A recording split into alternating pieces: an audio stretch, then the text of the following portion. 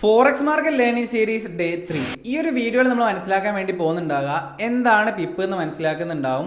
Forex മാർക്കറ്റിലേക്ക് വരുത്താണെന്നുണ്ടെങ്കിൽ വളരെ important ആയിട്ടുള്ള കാര്യമാണ് പിപ്പ് ലോട്ട് സൈസ്. ഈ ഒരു വീഡിയോയിൽ നമ്മൾ പിപ്പിനെ കുറിച്ചായിട്ട് മനസ്സിലാക്കുന്നുണ്ടാകുക. നെക്സ്റ്റ് വീഡിയോയിൽ നമ്മൾ ലോട്ട് സൈസിനെ കുറിച്ച് മനസ്സിലാക്കുന്നുണ്ടാവും. ഈ ഒരു വീഡിയോ സീരീസിൽ പാർട്ടാകാൻ വേണ്ടിയിട്ട് നിങ്ങൾ എന്തായാലും ഈ ഒരു ചാനൽ സബ്സ്ക്രൈബ് ചെയ്യുക, ഈ ഒരു വീഡിയോ ലൈക്ക് ചെയ്യുക, അതേപോലെ തന്നെ നിങ്ങൾ ആ ഒരു ബെല്ലൈക്കൺ എനേബിൾ ചെയ്ത് വെക്കുക. നിങ്ങൾക്ക് ഫോറക്സ് റിലേറ്റഡ് ആയ കൂടുതൽ കാര്യങ്ങൾ അറിയണമെന്നുണ്ടെങ്കിൽ ടെലഗ്രാം കമ്മ്യൂണിറ്റി ഉണ്ട് ഡിസ്ക്രിപ്ഷനിൽ.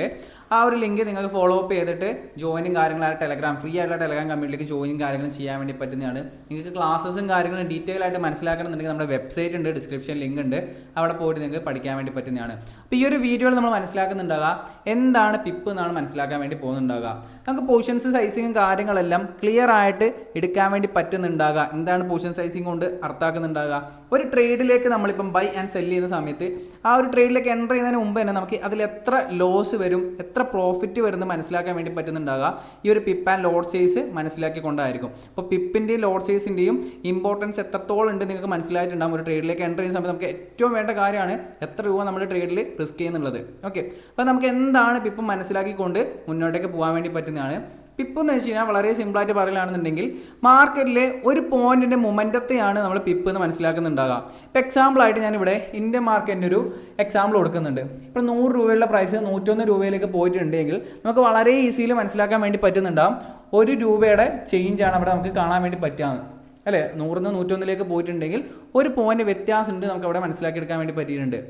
അപ്പോൾ ഫോറക്സിലേക്ക് വരുത്താണെങ്കിൽ എന്താണ് ഇത്രയും കോംപ്ലിക്കേറ്റഡ് ആയിട്ടുള്ളത്? ഇവിടെ യൂറോ USDയുടെ ഒരു എക്സാമ്പിൾ ഞാൻ ഇവിടെ എടുത്തിട്ടുണ്ട്. ഓക്കെ, ഇവിടെ ഒരു കറൻസി കാണാൻ വേണ്ടി പറ്റും, അതിൻ്റെ പ്രൈസ് കാണാൻ വേണ്ടി പറ്റുന്നുണ്ടാവും. നോർമലി നമുക്ക് ചാർട്ടിലേക്ക് പോക്കുകയാണെന്നുണ്ടെങ്കിൽ ഇവിടെ ഇപ്പം ചാർട്ട് ഉണ്ട് എങ്കിൽ ഈ ഒരു ചാർട്ടിൽ നമുക്ക് ഈ റൈറ്റ് സൈഡ് കാണുന്നതായിരിക്കും പ്രൈസ് ഉണ്ടാകുക, ഡൗൺ സൈഡിൽ നമുക്ക് ടൈമും കാര്യങ്ങളും കാണാൻ വേണ്ടി പറ്റുന്നുണ്ടാവും. ഇപ്പോൾ എക്സാമ്പിളായിട്ട് ഇവിടെ ഒരു യൂറോ USDയുടെ ചാർട്ട് എടുക്കലാണെങ്കിൽ നമുക്ക് ഈ രീതിയിലായിരിക്കും പ്രൈസ് കാണുന്നുണ്ടാകുക. ഒരു 5 ഒക്കെ 6 ഒക്കെ നമ്പറുകളായിട്ടായിരിക്കും നമുക്ക് അവിടെ പ്രൈസുകൾ കാണാൻ വേണ്ടി പറ്റുന്നുണ്ട്. അപ്പോൾ ഇതിൽ ഏത് പോയിന്റ് മാറുന്ന സമയത്താണ് നമുക്ക് ഒരു പോയിന്റ് മാറിയെന്ന് മനസ്സിലാക്കേണ്ടതായിട്ടുണ്ട്. അപ്പോൾ അതിനെയാണ് നമ്മൾ പിപ്പ് എന്ന് മനസ്സിലാക്കേണ്ടത്. ഒരു പോയിന്റ് മാർക്കറ്റിൽ വരുന്ന വ്യത്യാസത്തെ മനസ്സിലാക്കുന്ന ഒന്നാണ് പിപ്പ്, നിങ്ങൾ പഠിച്ചു വെക്കുക. ഓക്കെ, വളരെ ഇമ്പോർട്ടൻ്റ് ആയിട്ടുള്ള കാര്യമാണ്. നെക്സ്റ്റ് തിങ്, ഇതിൽ ഏതായിരിക്കും പിപ്പായിട്ട് ഉണ്ടാകുക? സിമ്പിളായിട്ട് പറയുകയാണെന്നുണ്ടെങ്കിൽ ഞാനൊരു ഈസി മെത്തേഡ് പറഞ്ഞുതരാം. ഈ 0.12165 ഇതിൽ ഈ ഒരു പോയിന്റിന് ശേഷം ഇവിടെ നമുക്ക് ഇവിടെ ഒരുപാട് പ്രൈസ് പോയിന്റും കാര്യങ്ങൾ കാണുന്നുണ്ട്. അതേപോലെ തന്നെ അത് ഇങ്ങോട്ടേക്ക് മാറ്റി എഴുതിയതാണ്. ഓക്കെ, ആ കാര്യം ഞാൻ ഇങ്ങോട്ട് മാറ്റി എഴുതിയാണ് ആ ഒരു പ്രൈസ് പോയിന്റ്. ഈ ഒരു പോയിന്റിന് ശേഷം 4ാമതായിട്ട് വരുന്നതായിരിക്കും നിങ്ങൾക്ക് പിപ്പായിട്ട് കാണാൻ വേണ്ടി പറ്റുന്നുണ്ടാകുക. 4ാമതായിട്ടുള്ളതാണ് പിപ്പ്. നെക്സ്റ്റ് നമുക്കൊരു പിപ്പറ്റ് എന്ന് പറഞ്ഞ കാര്യം കൂടി ഉണ്ട്. 5ാമത് ആയിട്ട് വരുന്നതായിരിക്കും നമുക്ക് പിപ്പറ്റായിട്ട് വരുന്നുണ്ടാകുക. ഇപ്പം എന്താണ് പിപ്പ് എന്ന് വെച്ചാൽ നമുക്ക് മനസ്സിലായിട്ടുണ്ട്. പ്രൈസ് പോയിന്റ് മൊമെന്റം മനസ്സിലായി, ഒരു പോയിന്റ് മാറിയത് മനസ്സിലാക്കാൻ യൂസ് ചെയ്യുന്ന ഒന്നാണ് പിപ്പ്. കറൻസിയിലേക്ക് പോയിട്ടുണ്ടെങ്കിൽ നോർമലി നമുക്ക് ഈ ഒരു രീതിയിലാണ് കാണാൻ വേണ്ടി പറ്റുന്നുണ്ട്. അപ്പോൾ നിങ്ങൾ മനസ്സിലാക്കി വെക്കുക, പോയിന്റിന് ശേഷം വളരെ ഈസി ആയിട്ട് പറയുന്നതാണ്. പോയിന്റിന് ശേഷം ഇവിടെ യൂറോ USD ആണ് എക്സാമ്പിൾ ആയിട്ട് എടുത്തിട്ടുള്ളത്. പോയിന്റിന് ശേഷം 4ാമതായിട്ട് വരുന്നതായിരിക്കും പിപ്പ് ഉണ്ടാകുക, 5ാമതായിട്ട് വരുന്നത് പിപ്പറ്റാണ്. അപ്പോൾ 10 പിപ്പറ്റ് മാറുന്ന സമയത്തായിരിക്കും ഒരു പിപ്പ് മാറ്റം വരുന്നുണ്ടാകുക. ഈ ഒരു ഫ്രാക്ചർ ആയിട്ടുള്ള പോയിന്റ്, ഈ ഒരു പോയിന്റ്, ഈ പിപ്പറ്റ് എന്ന് പറഞ്ഞിട്ടുള്ളത് 1 2 3 4 5 ഇങ്ങനെ പറഞ്ഞിട്ട് 10 തവണ മാറുന്ന സമയത്തായിരിക്കും ഈ ഒരു പിപ്പ് എന്ന് പറഞ്ഞ കാര്യം ഒരു പോയിന്റ് ആയിട്ട് മാറുന്നുണ്ടാകുക. അതായത് 10 തവണ ഈ ഒരു പിപ്പറ്റ് 1 തൊട്ട് 10 വരെ പോകുന്ന സമയത്താണ് ഒരു പിപ്പ് മൊമെന്റം വരുന്നുണ്ടാകുക. ക്ലിയർ അല്ലേ? അപ്പോൾ ഈ പിപ്പറ്റ് എന്ന് വെച്ച് കഴിഞ്ഞാൽ പിപ്പിന്റെ ചെറുതാണ് പിപ്പറ്റ്. പിപ്പ് എന്ന് വെച്ച് കഴിഞ്ഞാൽ ഒരു പോയിന്റ് ആണ്. അപ്പോൾ ഈ ഒരു പിപ്പ് എങ്ങനെയാണ് ഇവിടെ മാറ്റം ഉണ്ടാകുക? ഈ ഒരു 6 എന്നുള്ളത് 7ലേക്ക് പോയിട്ടുണ്ടെങ്കിൽ ഒരു പോയിന്റ് മാറ്റം വന്നിട്ടുണ്ട്, 8ലേക്ക് പോയിട്ടുണ്ടെങ്കിൽ ഒരു പോയിന്റ്, 9ലേക്ക് പോയിട്ടുണ്ടെങ്കിൽ ഒരു പോയിന്റ്. അതായത് ആ 4ാമതായിട്ട് വരുന്ന പോയിന്റ് ഓരോ തവണ മുകളിലോട്ടേക്ക് പോകുന്ന സമയത്ത് ഓരോ പോയിന്റ് അപ്പ് സൈഡിലേക്ക് പോകുന്ന നമുക്ക് മനസ്സിലാക്കിയെടുക്കാൻ വേണ്ടി പറ്റുന്നതാണ്. ഓരോ പോയിന്റ് താഴോട്ട് വരുന്ന സമയത്ത് അത് ഡൗൺ സൈഡിലേക്ക് വരുന്നതാണ്. ഒരു പോയിന്റ് താഴോട്ട് ഇറങ്ങി വരുന്നത് നമുക്ക് മനസ്സിലാക്കിയെടുക്കാൻ വേണ്ടി പറ്റുന്നതാണ്. ഒരു പോയിന്റ് മാറുന്ന സമയത്ത് നമുക്ക് കുറച്ചും കൂടി അതിൻ്റെ ഫ്രാക്ചർ ആയിട്ടുള്ള മൊമെന്റം മനസ്സിലാക്കാൻ വേണ്ടി യൂസ് ചെയ്യുന്ന ഒന്നാണ് പിപ്പറ്റ് എന്ന് പറയുന്നത്. 10 തവണ ആ ഒരു പോയിന്റ് മാറുന്ന സമയത്തായിരിക്കും ഒരു പിപ്പ് മൊമെന്റം വരുന്നുണ്ടാകുക. സിമ്പിൾ അല്ലേ? പോയിന്റിന് ശേഷം 4ാമതായിട്ട് വരുന്നതാണ് പിപ്പ്. 1 2 3 4 5 6 7 8 9 10 11 12 അങ്ങനെ രീതിയിൽ നമുക്ക് ആ ഒരു രീതിയിൽ മാറ്റം വരുന്ന സമയത്ത് ആ ഒരു 4ാമതായിട്ട് വരുന്ന സംഖ്യയും ആ ഒരു മൂന്നാമതായിട്ട് വരുന്ന സമയം 11 എത്തുന്ന സമയത്ത് ആ ഒരു മൂന്നാമതായിട്ട് വരുന്ന സംഖ്യ ആയിരിക്കും മാറുന്നുണ്ടാകുക. ഓക്കെ, പോയിന്റിന് ശേഷം മൂന്നാമതായിട്ട് വരുന്നതായിരിക്കും 11, 12 പറഞ്ഞ് പോകുന്ന സമയത്ത് ആ ഒരു രീതിയിൽ മാറ്റം വരുന്നുണ്ടാകുക. അതേപോലെ ചാർട്ടിലേക്ക് പോയിട്ട് ആ ഒരു പോയിന്റ് മാറുന്നതെല്ലാം ഞാൻ നെക്സ്റ്റ് വീഡിയോയിൽ പറഞ്ഞിരുന്നുണ്ടാവും. ആ ഒരു പിപ്പ് എങ്ങനെ ഈസി ആയിട്ട് നമുക്ക് പൊസിഷൻ സൈസ് കാൽക്കുലേറ്റർ അതേപോലെ ടൂള് കാര്യങ്ങളും വെച്ചിട്ട് നമുക്ക് മനസ്സിലാക്കിയെടുക്കാൻ വേണ്ടി പറ്റുന്ന ആ കാര്യം കൂടി ഞാൻ ഡീറ്റെയിൽ ആയിട്ട് മനസ്സിലാക്കി തരുന്നുണ്ടാവും. അപ്പോൾ ഇവിടെ നമ്മൾ ടെക്സ്റ്റ് ബുക്കായിട്ട് മനസ്സിലാക്കുന്നുണ്ടാകുക 4ാമത് വരുന്നതാണ് പിപ്പ്, 5ാമത് വരുന്നതാണ് പിപ്പറ്റ്.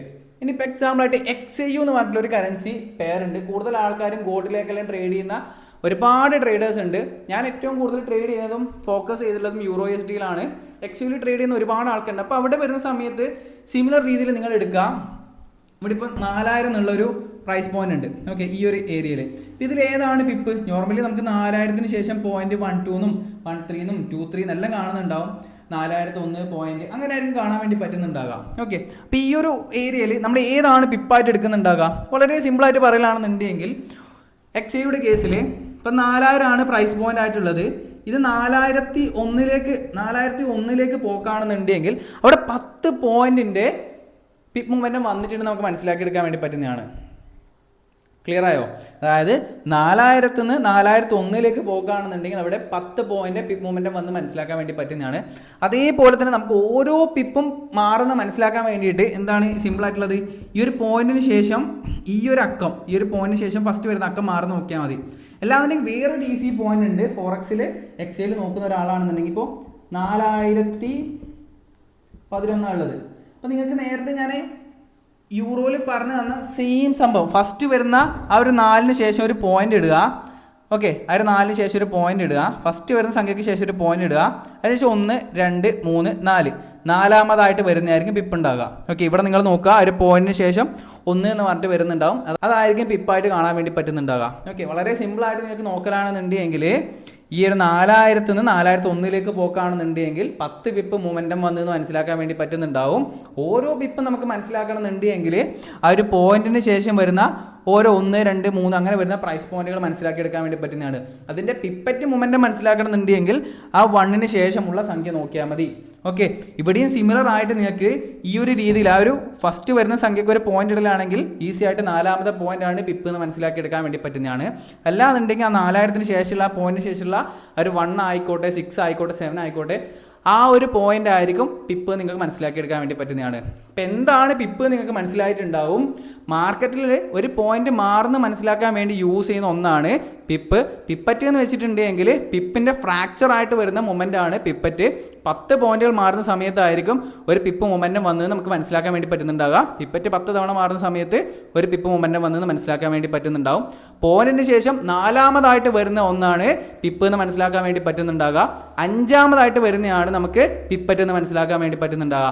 XAUയുടെ കേസിൽ പറയലാണെന്നുണ്ടെങ്കിൽ ഇപ്പോൾ 4000 എന്നുള്ള പ്രൈസ് 4001ലേക്ക് പോക്കാണെന്നുണ്ടെങ്കിൽ അവിടെ 10 പിപ്പ് മൊമെൻറ്റം വന്ന് നമുക്ക് മനസ്സിലാക്കിയെടുക്കാൻ വേണ്ടി പറ്റുന്നതാണ്. 4000ത്തിന് ശേഷം ഒരു പോയിന്റ് ഉണ്ടാവും. ആ ഒരു പോയിന്റിന് ശേഷമുള്ള 1 അല്ലെങ്കിൽ വാട്ടവർ പ്രൈസ് എക്സാമ്പിൾ ആയിട്ട് എടുത്തതാണ്. ഇപ്പോൾ 4000 എന്നുള്ളത് ഇപ്പോൾ ഒരു 3000 ആയിരിക്കാം, 3500 ആയിരിക്കാം, വാട്ടവർ ഞാൻ റൗണ്ട് ലെവൽ എടുത്തതാണ്. ആ ഒരു ശേഷം ഒരു പോയിന്റിന് ശേഷം കാണുന്ന ഫസ്റ്റ് അക്കം ഇവിടെ ഞാൻ എക്സാമ്പിൾ ആയിട്ട് എടുത്തിട്ടുണ്ട്.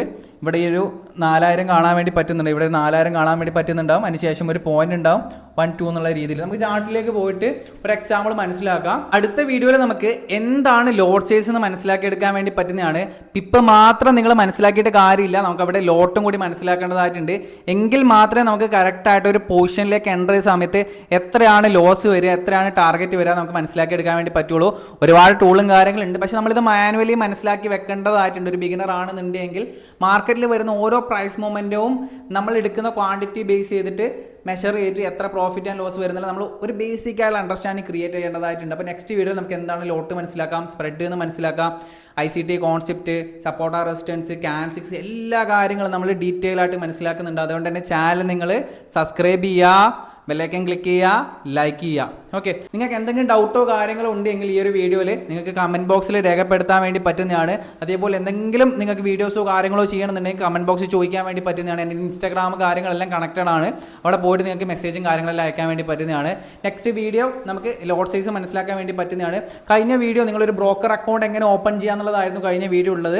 നിങ്ങൾ ആ ഒരു ബ്രോക്കർ അക്കൗണ്ട് ഇതുവരെ ഓപ്പൺ ചെയ്യില്ല എന്നുണ്ടെങ്കിൽ എങ്ങനെ ഓപ്പൺ ചെയ്യാമെന്ന് മനസ്സിലാക്കി തരുന്നുണ്ട്, എന്താണ് ബ്രോക്കർ എന്ന് മനസ്സിലാക്കി തരുന്നുണ്ട്, എന്താണ് ഫോറക്സ് എന്ന് മനസ്സിലാക്കുന്നുണ്ട്. അപ്പോൾ ഈ കാര്യങ്ങളെക്കുറിച്ചെല്ലാം ഡീറ്റെയിൽ ആയിട്ട് നിങ്ങൾക്ക് മനസ്സിലാക്കണമെന്നുണ്ടെങ്കിൽ നിങ്ങൾ ഈ ഒരു യൂട്യൂബ് സീരീസ് നിങ്ങൾ ഫോളോ അപ്പ് ചെയ്യാൻ വേണ്ടി നോക്കുക. അപ്പോൾ എന്തായാലും നമുക്ക് നെക്സ്റ്റ് വീഡിയോ കാണാം. ബൈ.